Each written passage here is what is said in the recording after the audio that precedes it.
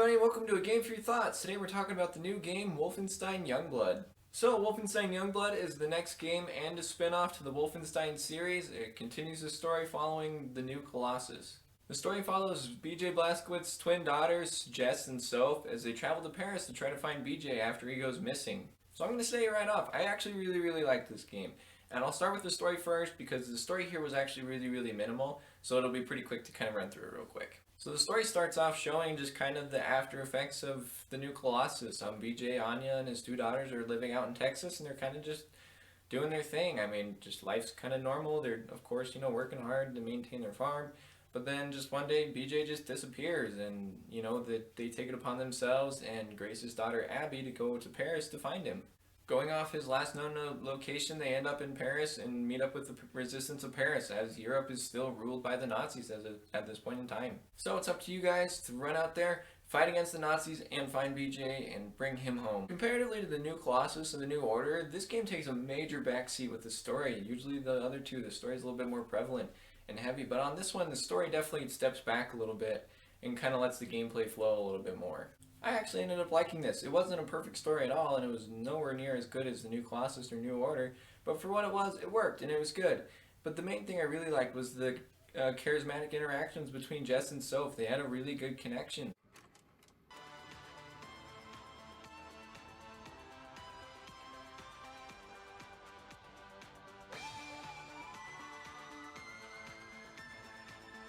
You could tell that they were twins. I mean, they had this fun little thing where they had this detective book series they would read at home, and they would call each other the names of the main characters. It'd be like, "Hey, Arthur and Kenneth." At first, you're kind of like, "What?"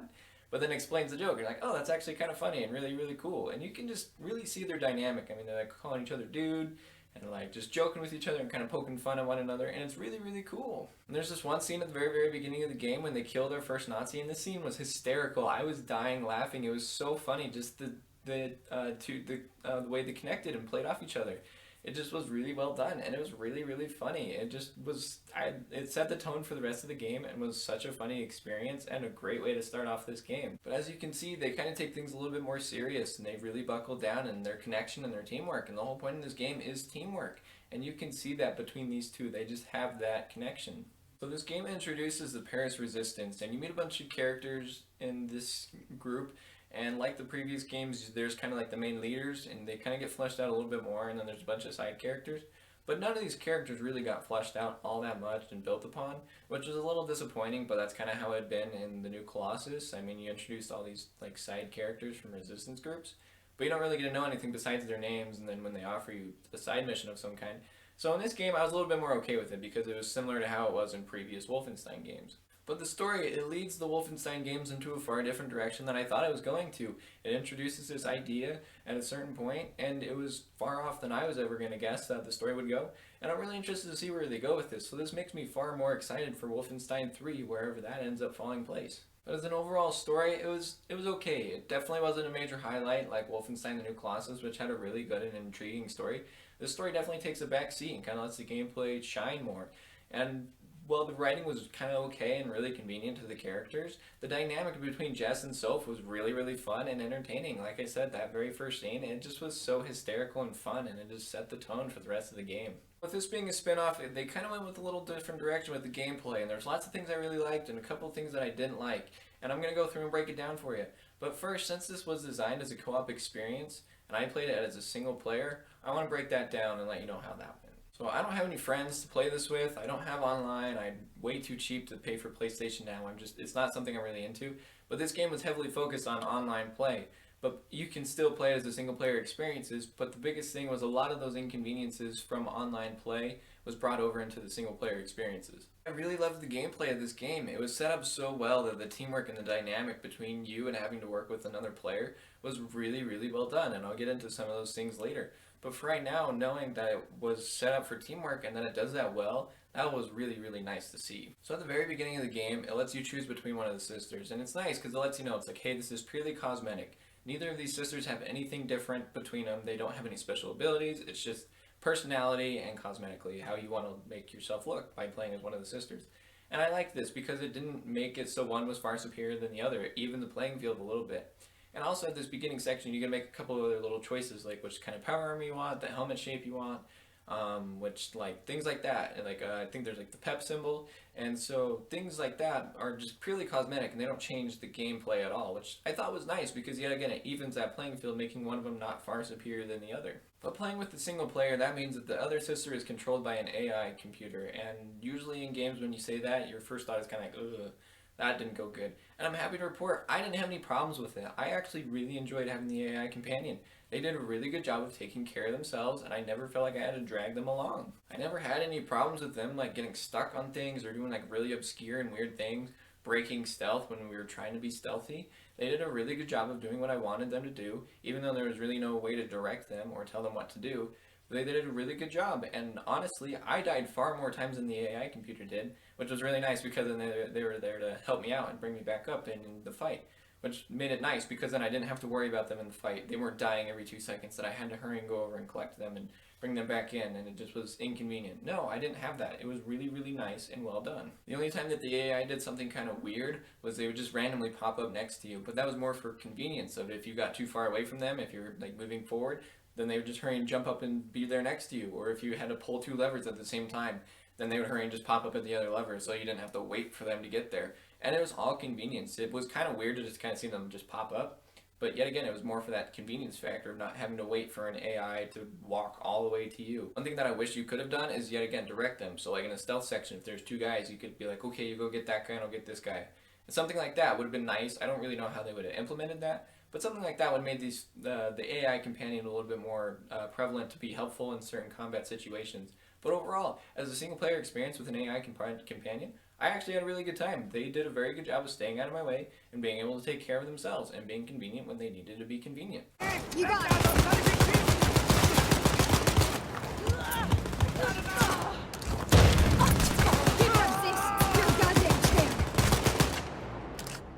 So with this game being designed for online play, those inconveniences come into the single player experience. The biggest example is not being able to pause the game. When you're going through, you can hit the pause button and a pause screen will show up, but the world will keep moving around you, which was super tedious and annoying for a single player experience because there was no other actual person I was waiting on. It just was myself. And so you had to wait for opportune times to pause it, to stop and upgrade your character or weapons. I did find a way around it by being able to go back to the home screen of my PlayStation, which paused the game, and I actually managed to keep it paused for several hours without it like resetting or anything.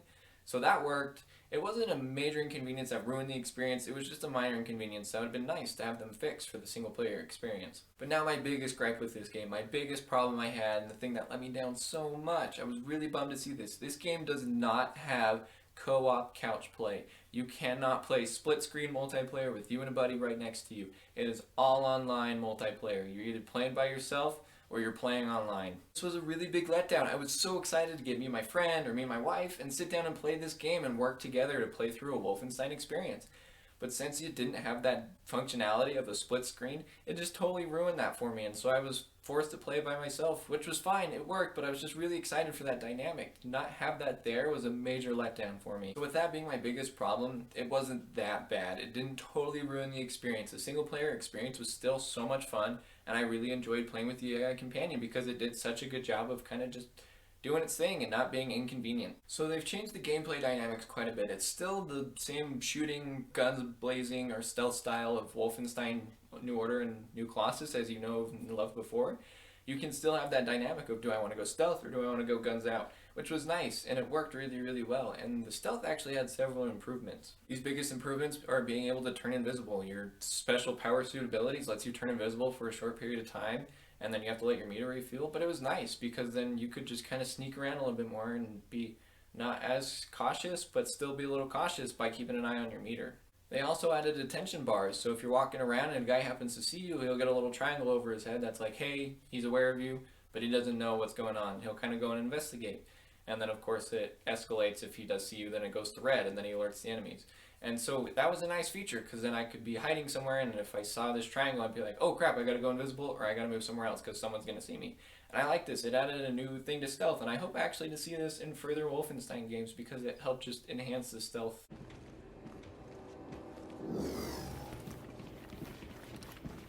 Was zum Teufel?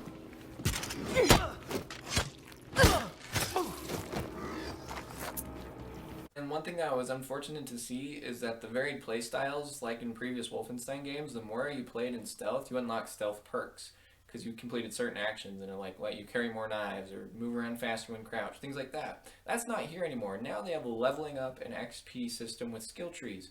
And it's not like a super branch skill tree, so don't get like too crazy. It's a pretty basic skill tree. With this new health bar system, people seem to be having a problem with bullet sponge enemies. So if you don't know what bullet sponge is, it means you're just standing there and unloading a clip after clip after clip into an enemy, and they're just taking forever to die, and it just seems like you're wasting ammo because they're taking so long to die. And I didn't have a problem with this in this game, and I'm going to explain why, so don't go too crazy on me. So with this light and heavy armor system, the lighter enemies, if you use heavier weapons, they're obviously going to go down faster. So if you use a shotgun, clearly an enemy with low health or with smaller health and a smaller armor is going to go down faster. But bigger enemies, for example, like the Panzerhound, this thing's going to take a lot of ammo to take down because it's so heavy and it's got so much armor. This game introduces a special method or technique to take down these bigger enemies. So the Panzerhound, yet again as an example, it's got so much armor on its front. It's got a heavily armored face, legs, everything. But if you go around back, there's diesel tanks and large fuel sludge that you can just shoot at. And so it brings in this dynamic of one sister staying in the front and kind of distracting it while the other goes around and hits these tanks. And that dynamic lets you take care of those bigger, tougher enemies more efficiently. Yet again, removing that bullet sponge thing, because if you were to just stand there and unload on its front, you're not going to hit those special weak spots that'll help bring it down faster. You're just hitting that armor. But if you were to find that dynamic of finding those diesel tanks or those fuel tanks and shooting those, you can efficiently take down these bigger enemies, removing that bullet sponge. And I found that, and I never had a problem with it because I was able to identify that. Clearly, soldiers are going to take more damage if you shoot them in the head. Robot enemies are going to have fuel tanks of some kind, so you got to locate those fuel tanks and shoot them and take them down, removing that bullet sponge thing. So I didn't have a problem with that at all. I actually liked this because it added new teamwork elements. Now you could be like, okay, you go around back and shoot the tanks, and I'll stand up front here and distract it. Again, I had an AI partner, so usually they were the one that stood in the front while I ran around back, but it still worked. It still had that dynamic, and I really liked it. It was some good teamwork building and things like that, that if you were to have another player, you were able to communicate with them and figure something like that out. So like I said, as you level, you gain levels and skill points, and you can use these in a skill tree. And these skill trees are broken down into three things. There's like health and pickups, and armor and throwables, and then there's like big power things like that. It's because you get a power at the beginning. You can choose to go invisible or charge, and so that third tree kind of focuses on that. And I like the skill tree. It was super basic and super easy to understand, but as you move further along, you needed more skill points, so you had to level up more to get certain perks, which worked really, really well. I liked this system, and I didn't really have a problem with it. It was just super basic and kind of just a nice additional feature.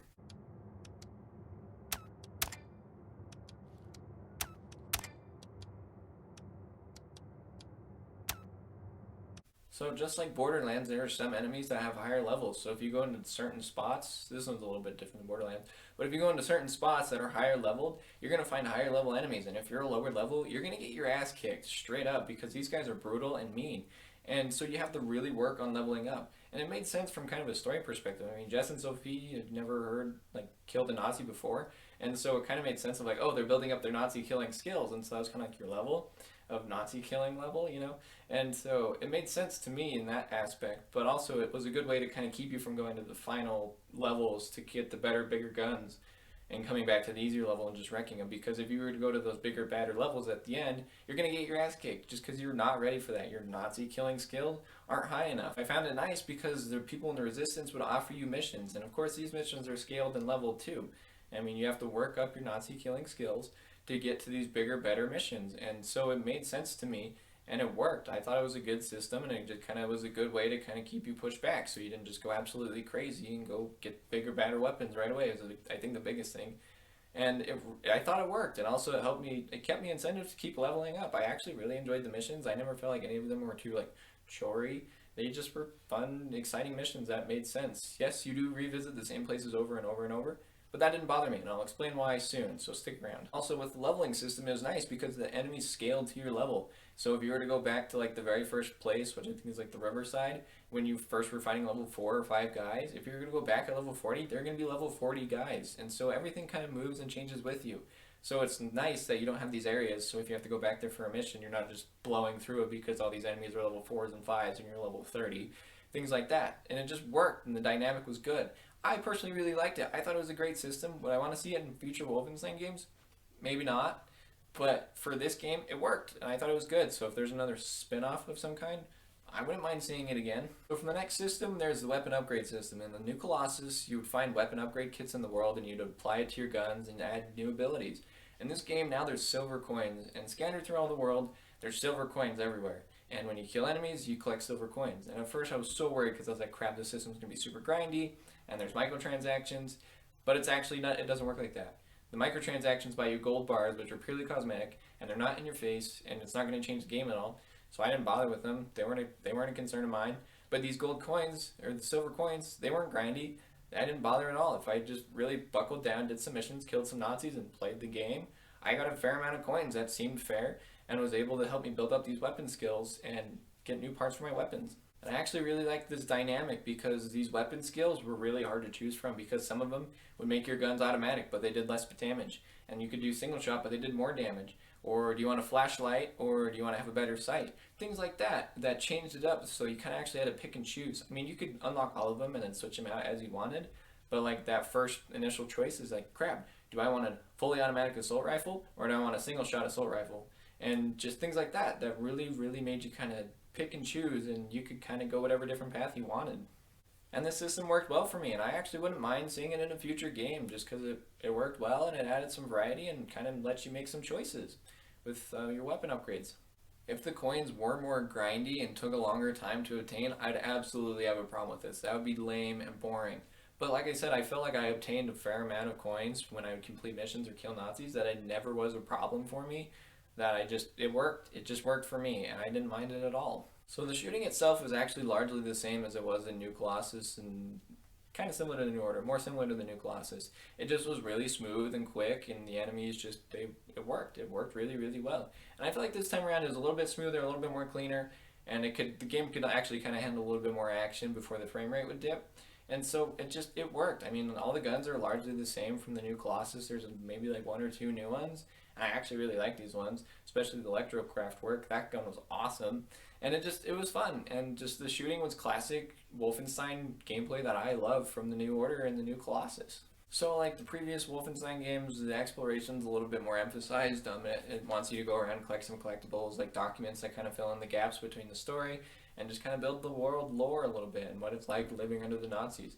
And this game does that. The game takes place in 1980, and it has 80s styles collectibles. I mean, there's like VCR tape covers, and then there's also cassette tapes. And these cassette tapes were really cool because they had like little like 80s sounding pop music with German tracks. And they were really cool to pop one in before a cool battle. They were just some kind of cool battle music to play in the back. Graphically and in the world, this game looks good. It looks very similar, if actually the same as Wolfenstein New Colossus, which I was fine with because that game already looked good enough already. The character models outside of cutscenes looked okay, especially the resistance fighters. I mean, they just were kind of there and they were fine, nothing too crazy. And it worked, and it was good. But the world in New Paris looks amazing. They did such a fantastic job with this.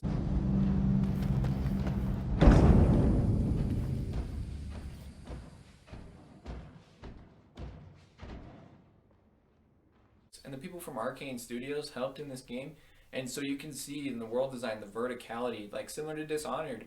You had that verticality in the worlds between buildings and things like that. So you could jump up into apartment buildings and find collectibles and resources, or you could jump up onto balconies to give you an advantage in combat. Things like that, and it worked really, really well. So technically this game had a couple of setbacks. Nothing was perfect, and it worked really well though, but in the cutscenes, I actually noticed there was a little bit of frame drops sometimes, which was noticeable, but it didn't ruin it for me. I wasn't like, wow, that was bad. That was a really bad cutscene just because that frame rate dropped. No, it wasn't bad. It just was noticeable. And then in the combat, sometimes enemies would just randomly pop up. So like you'd be running around shooting guys, and all of a sudden someone would just pop up and just spawn right there.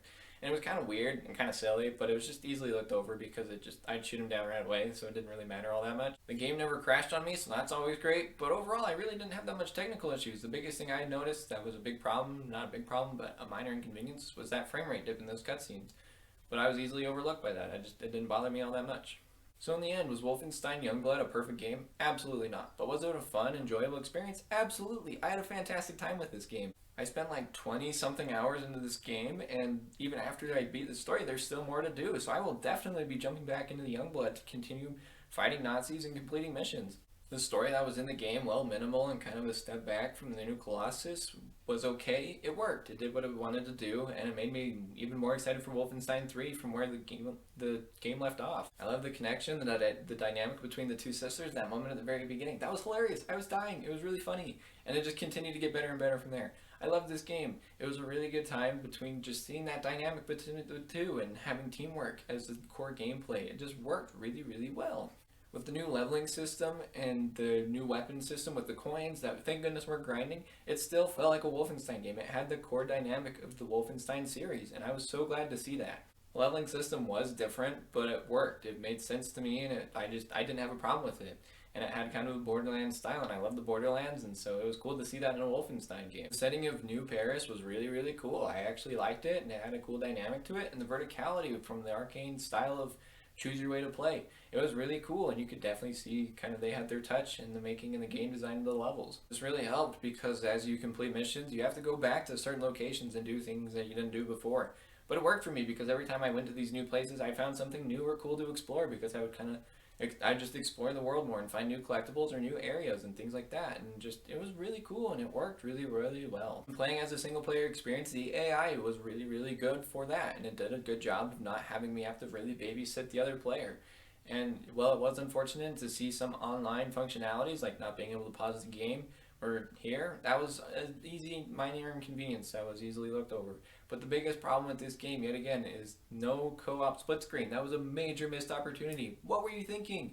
But it's okay. It worked. It was fine, and it was still such a fun, enjoyable experience that I would highly recommend. For how much fun and time I put into this game, $30 was a perfect price. If the game was a little bit longer and had a little bit more time to delve into the characters and things like that, I totally would have spent $60. But for $30, this was perfect. It was a fantastic price for a fun experience. If you like a good shooter or you love the Wolfenstein series, I'd recommend this game. Give it a try. It's definitely worth the $30 in my opinion. So give it a try and see for yourself. This game was a welcome addition to my Wolfenstein collection. I'm definitely going to be going back and visiting it to 100% it because I just had such a fun time playing this game, and it makes me way more excited for Wolfenstein 3 or whatever the series holds next. So that's my review for Wolfenstein Youngblood. I hope you enjoyed the game as much as I did, or if you happen to pick it up, I hope you enjoyed it as much as I did. It was a great time, and I hope to see more people enjoy it like I did. So, don't forget, as always, to hit subscribe, like, and the bell to get notified every time I post a new video. And head over to my website at gameforyourthoughts.com to check out my written game reviews. I really, really appreciate all the support, so thank you so, so much. It's been awesome. I'm growing slowly. We're getting there. I'm having lots of fun. But also, if you haven't, I'm doing a play series of The Evil Within, and I'm really enjoying that too. So if you haven't done that, go and check that out. That's a really great time. I was doing Final Fantasy VI. I'm still doing Final Fantasy VI. I kind of just hit pause on that for right now to do The Evil Within, just kind of mix things up a little bit. But I will be coming back to the Final Fantasy VI. But for what's coming next after Youngblood, I don't really know. I have a lot of things kind of bouncing around right now. I have a couple ideas. So kind of keep an eye out for my Instagram and my Twitter. Game for your thoughts on both of those to kind of see what I have coming up next. I might do something kind of big, or I just might do a lot of small things. We'll find out. But yeah, awesome. Thanks as always. I really, really appreciate it. And just please hit that subscribe button and like. That would really, really help me out. So thank you so, so much. I hope you enjoyed Wolfenstein as much as I did. And we'll catch you next time on A Game for Your Thoughts. Thanks for watching.